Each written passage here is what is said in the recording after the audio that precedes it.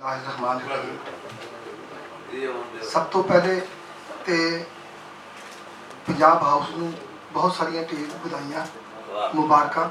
क्यों इन्होंने कदे भी किसी सज्जन मित्र प्यारा जिसने कोई नवेकला काम किया होवे या पंजाबी के हवाले नाल किसी ने भी झंडा चुक के अगे गया होवे उन्होंने मानता दी जिंदे भी ते मरण तो बाद भी। और ये बहुत बड़ी गल है कि ऐसा अदारा मौजूद है पंजाब के अंदर जिहड़ा पंजाबियों का जिहड़ा जी फखर ते ओहदा मान उच्चा करी बैठा है।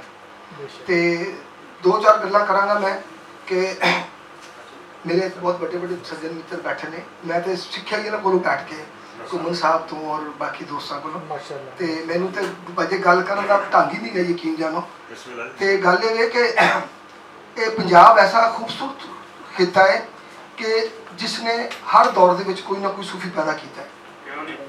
यानी कि असी अगर पंजाब की तारीख ते नज़र मारीए ना तो सानू हर दौर के कोई ना कोई सूफी इस धरती उत्ते लाजमी मिले। और यही वजह है कि पंजाब की धरती जितनी बड़ी भागा वाली है और चढ़ते पंजाब होवे ते भावें लहंदा पंजाब होवे।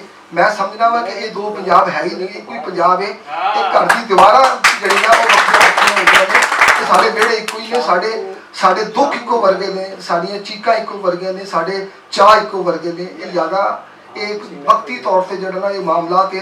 तो रह गया अपना मेरे सज्जन मित्र तनवीर बुखारी साहब। तनवीर बुखारी साहब के नाल ते मेरी जिंदगी एक छोटी जी मुलाकात हुई सी, मेरा याद पैंदा अली अरशद मीर साहब के हवाले नाल।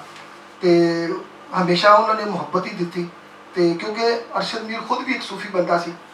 और यही वजह है कि जिहड़े बंदे सूफिया कोल बहंदे ने ते उन्हां दे सूफिया दे कोलों जिहड़ा जी कोई ना कोई दुख वाली गल मिलती ही नहीं है, उन्होंने प्यार ही मिलता है। और यही वजह है कि पंजाब के जो पंजाब हाउस होया या पंजाब के जोड़े बाकी दोस्त मित्र ने ना वो एक दूसरे नाल जुड़े ने। और सानू इस गल से कदे भी हिरक नहीं है, कोई ऐसा दुख नहीं है कि साड़ी पंजाबी जुबान जी मर रही है। पंजाबी जुबान जी